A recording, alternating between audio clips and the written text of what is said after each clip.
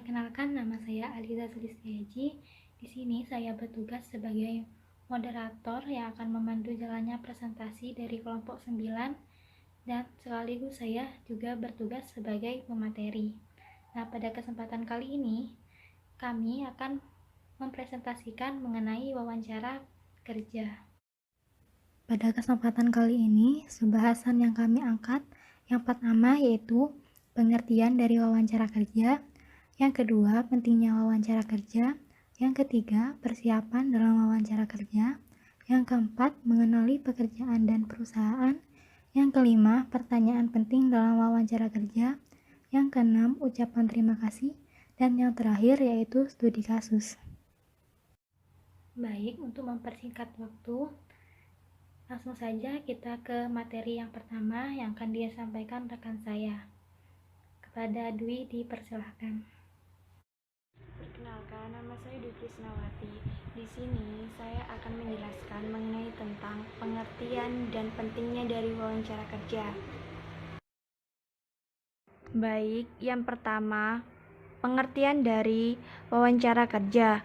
Menurut ahli Stewart dan Cass pada tahun 2012, wawancara kerja merupakan proses komunikasi interaksi antara dua pihak yang setidaknya satu di antara mereka memiliki tujuan serius yang telah ditetapkan dan melibatkan proses tanya jawab tentang sesuatu.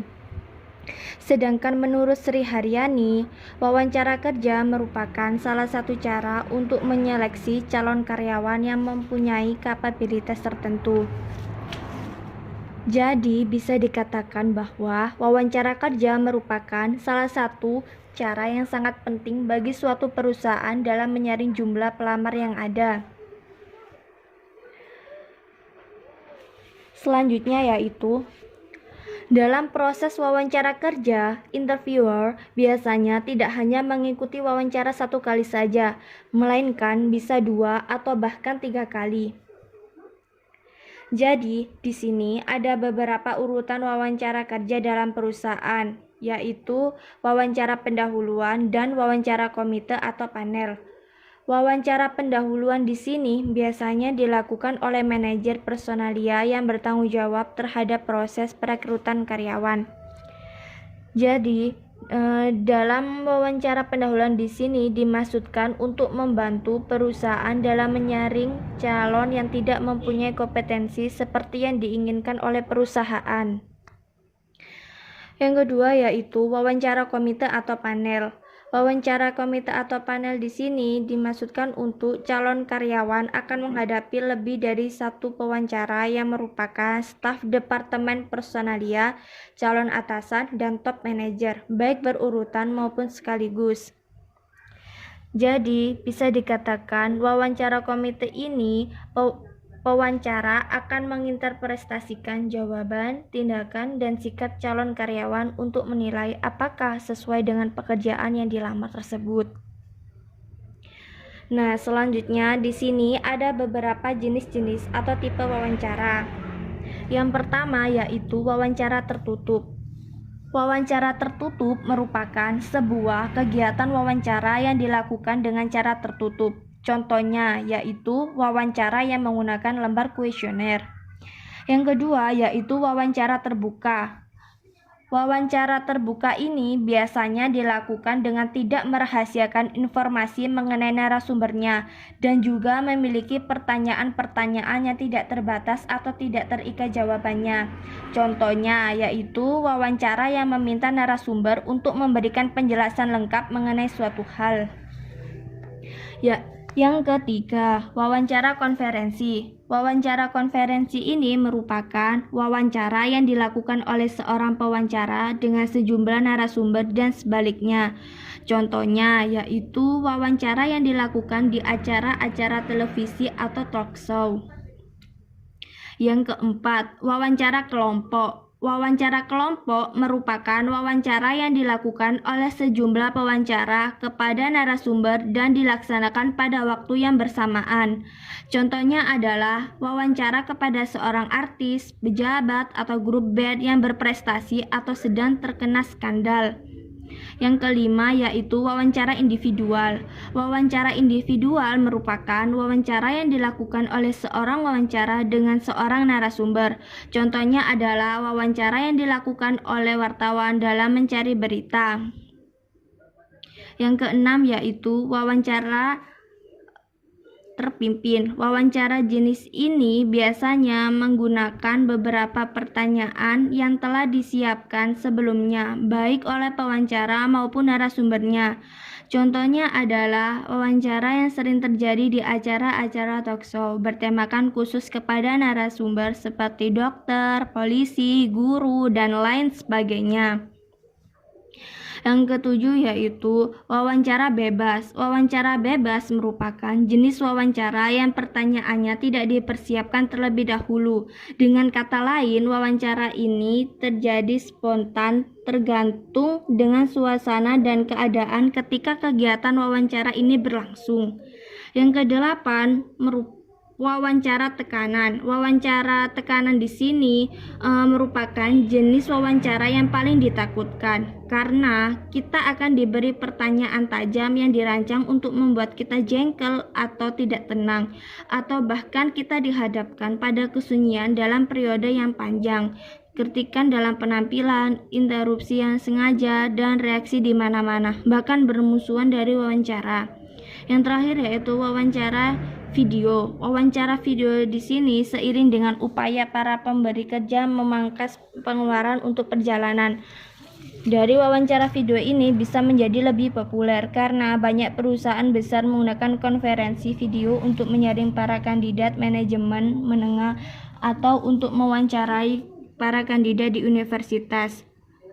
Jadi, para pakar merekomendasikan para kandidat untuk mempersiapkan diri sedikit berbeda untuk mewawancari video dibandingkan untuk pertemuan tatap muka. Selanjutnya yaitu pentingnya dari wawancara kerja. Ada dua hal pentingnya wawancara kerja bagi pelamar dan bagi perusahaan. Yang pertama bagi pelamar. Wawancara kerja memberikan kesempatan kepadanya untuk menjelaskan secara langsung pengalaman, pengetahuan, keterampilan, dan berbagai faktor lainnya yang berguna untuk meyakinkan perusahaan bahwa dia layak untuk melakukan pekerjaan yang memegang jabatan yang ditawarkan. Jadi, maksudnya di sini Anda harus benar-benar mempersiapkan diri sehingga dapat memberikan kesan yang baik dan membuat wawancara atau interviewer yakin akan kemampuan Anda. Sedangkan bagi perusahaan, wawancara di sini merupakan tahapan yang penting untuk mengetahui dan menyaring calon pegawai yang berkualitas dan bisa bersaing secara global. Karena melalui wawancara, perusahaan dapat melakukan komunikasi dua arah yang tentunya hal ini sangat bermanfaat untuk mengetahui identitas calon pegawai secara lebih mendalam. Jadi, dalam maksudnya, jika di dalam CV atau kurikulum vitae, pelamar hanya bisa mengklaim bahwasanya dirinya memiliki kemampuan komunikasi dan interpersonal yang baik, maka dalam wawancara tersebut dia diberi kesempatan untuk membuktikannya. Perkenalkan, saya Tri Afidatur Rohmah. Di sini saya akan menjelaskan dua subbab. Subbab yang pertama yaitu persiapan dalam wawancara kerja, dan yang kedua mengenali pekerjaan dan perusahaan. Baik, untuk pembahasan yang selanjutnya yaitu mengenai persiapan dalam wawancara kerja, di mana dalam persiapan ini dilakukan oleh pihak pewawancara atau interviewer sekaligus dilakukan oleh pihak yang diwawancarai atau interviewee. Hal ini dimaksudkan agar proses wawancara dapat terlaksana dengan baik dan lancar. Untuk yang pertama, yaitu persiapan yang perlu dilakukan bagi pewawancara atau interviewer. Hal-hal yang perlu dipersiapkan adalah memahami pokok-pokok pedoman wawancara yang akan digunakan dalam proses wawancara nanti. Pokok-pokok pedoman wawancara tersebut hanya dijadikan sebagai acuan saja. Terkait bagaimana interviewer menanyakannya nanti, biasanya menggunakan studi kasus yang diimprov sendiri oleh pewawancara supaya dapat menggali informasi yang diinginkan dari pelamar kerja. Adapun pokok-pokok pedoman wawancara tersebut terdiri dari visi dan misi perusahaan, fokus pekerjaan, orientasi kerja, pikiran kritis, tanggung jawab, ketegasan, penguasaan, stamina, kemampuan kepemimpinan, serta kemampuan berorganisasi. Yang kedua yaitu persiapan yang perlu dilakukan bagi calon karyawan yang akan diwawancarai atau interviewee. Persiapan ini sangat penting artinya bagi interviewee. Hal ini dimaksudkan untuk membantunya tampil lebih baik. Persiapan yang dimaksud meliputi persiapan pengetahuan, penampilan, dan juga persiapan mental.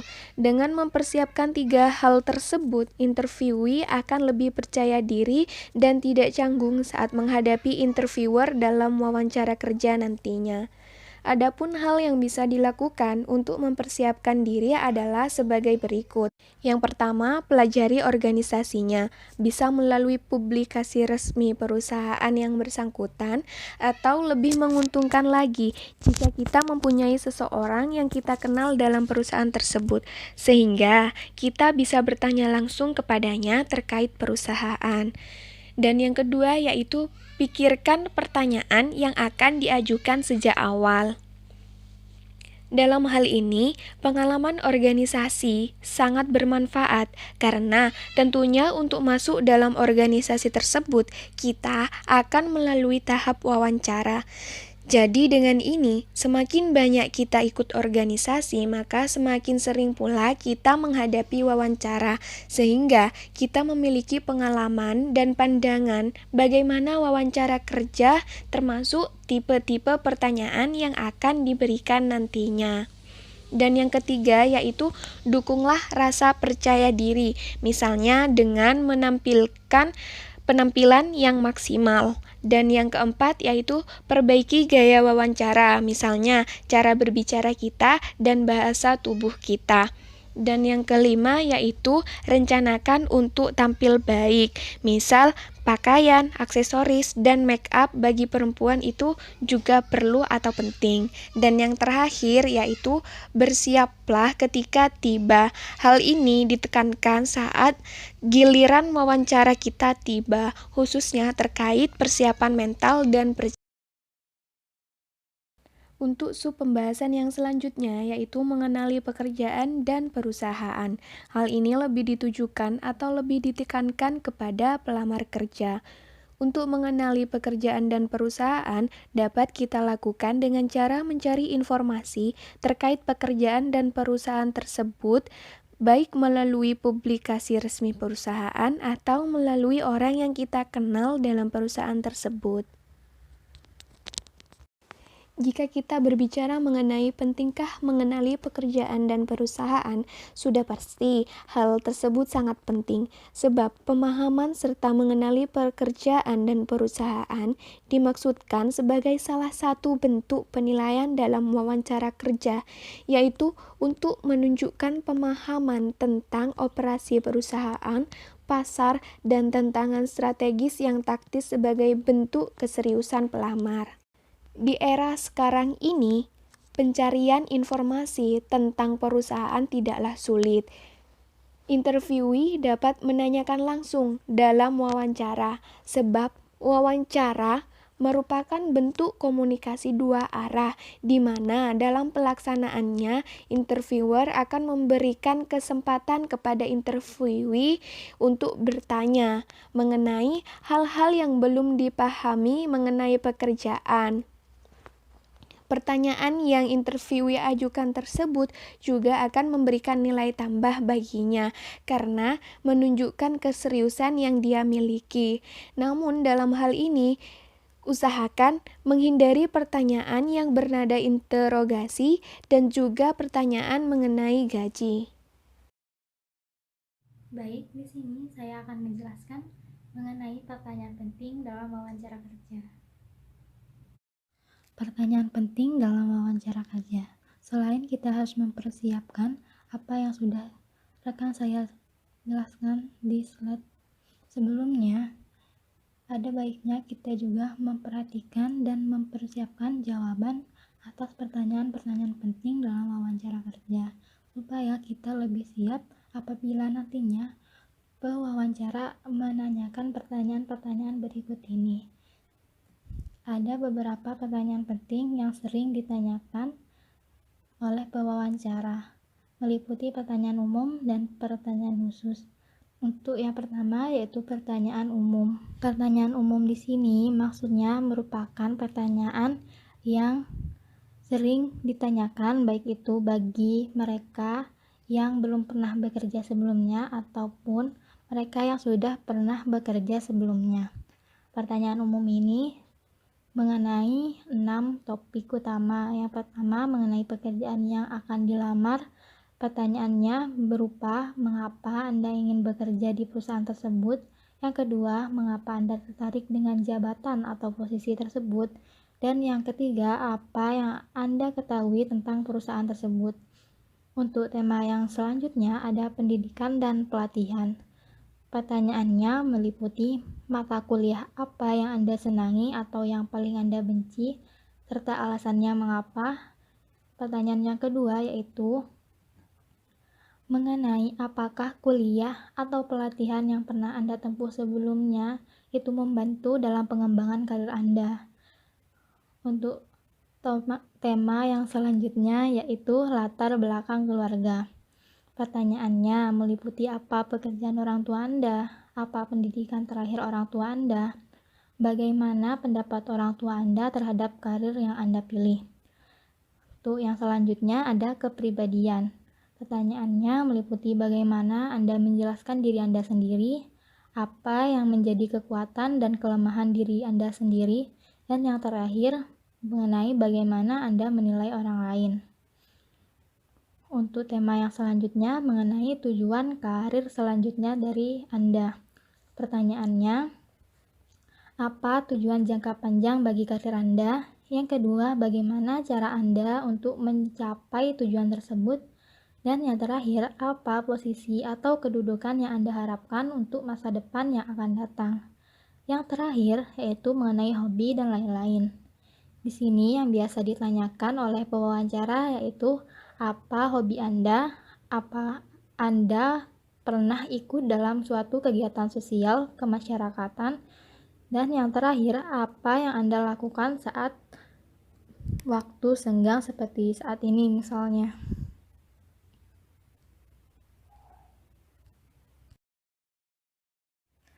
Selanjutnya, mengenai pertanyaan yang sering ditanyakan bagi mereka yang pernah bekerja sebelumnya.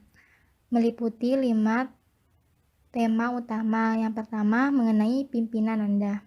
Pertanyaannya biasanya yaitu, bagaimana pendapat Anda tentang atasan Anda?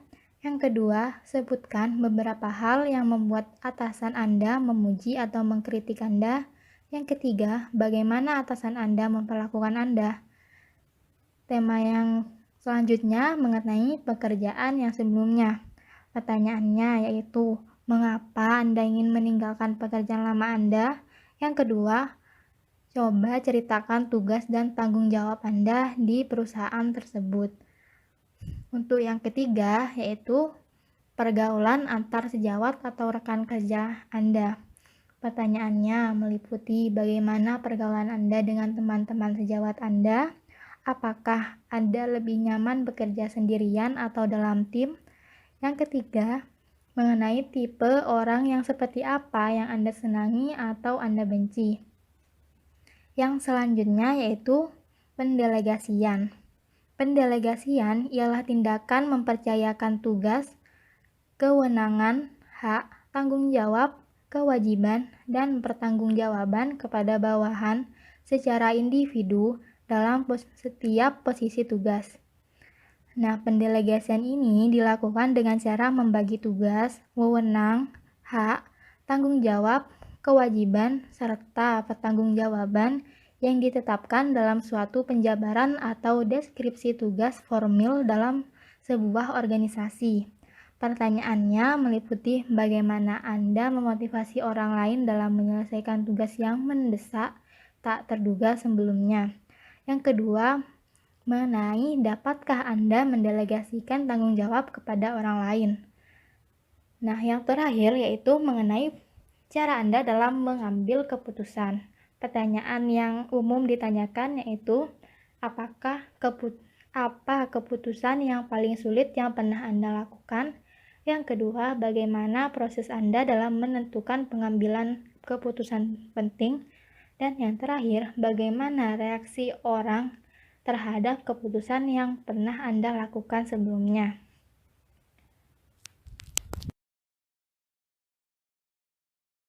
Perkenalkan, nama saya Melisa Lingga. Di sini saya akan menjelaskan tentang ucapan terima kasih. Baiklah, setelah usai wawancara, berikanlah ucapan terima kasih kepada pewawancara, meskipun Anda sudah merasa kemungkinan Anda diterima di perusahaan tersebut. Hal ini perlu dilakukan untuk menunjukkan penghargaan Anda atas waktu yang telah disediakan untuk wawancara. Selanjutnya yaitu, tulisan ucapan terima kasih harus singkat, sederhana, dan jelas. Hindari sikap menyombongkan diri atau terlalu percaya diri. Lalu akhiri surat Anda dengan suatu harapan untuk memperoleh keputusan sesegera mungkin. Slide ini yaitu merupakan contoh ucapan terima kasih.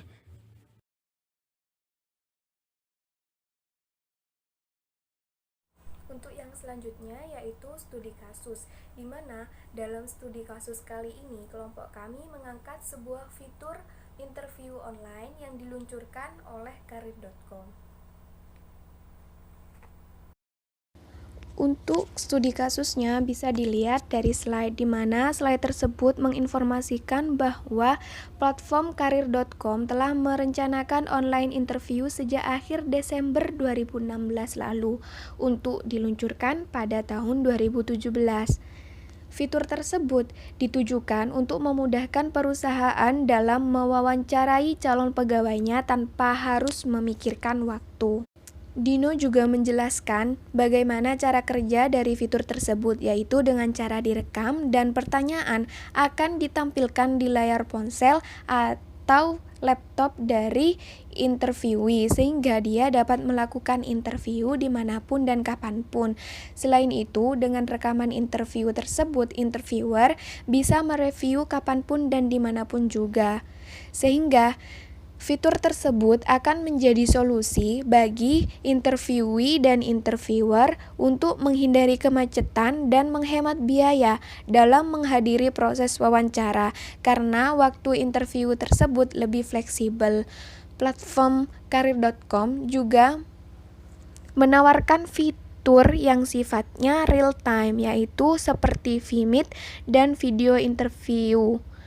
Hal ini menjadi solusi bagi perusahaan luar negeri yang ingin masuk ke pasar Indonesia untuk mencari talenta yang sesuai. Untuk pengguna karir.com bisa dilihat pada slide ini, di mana slide ini merupakan tampilan dari platform karir.com yang memberikan informasi mengenai perusahaan yang menggunakan jasanya. Dalam hal ini, kita dapat melihat bahwa setiap perusahaan menyebutkan posisi yang ditawarkan kepada para pelamar. Baiklah, selanjutnya yaitu kelebihan dan kekurangan interview online. Kelebihan interview online: 1. Kandidat remote, yaitu kandidat yang tidak perlu datang untuk melakukan wawancara secara tatap muka di perusahaan. 2. Referensi kandidat, dapat melihat referensi dan hasil pekerjaan kandidat pada perusahaan sebelumnya untuk menentukan kelayakan. 3. Penghematan, yaitu menghemat waktu, tempat, dan biaya. Selanjutnya yaitu kekurangan interview online. 1. Membutuhkan jaringan yang stabil. 2. Kurang maksimal dalam membaca bahasa tubuh calon karyawan. 3. Interview bias. Untuk yang terakhir yaitu mengenai prosedur interview online yang ditawarkan oleh karir.com, di mana hal tersebut dapat dilihat pada video atau blog resmi karir.com melalui link yang tertera pada slide ini. Namun, kami juga akan menyertakan video yang membahas terkait prosedur interview online yang ditawarkan oleh karir.com tersebut. Baik, cukup sekian presentasi dari kelompok 9. Kurang lebihnya kami mohon maaf. Untuk yang selanjutnya yaitu sesi tanya jawab. Apabila ada yang ingin ditanyakan, silahkan ditanyakan. Dan sesi terakhir yaitu evaluasi dari dosen pembimbing. Akhirul kalam, wassalamualaikum warahmatullahi wabarakatuh.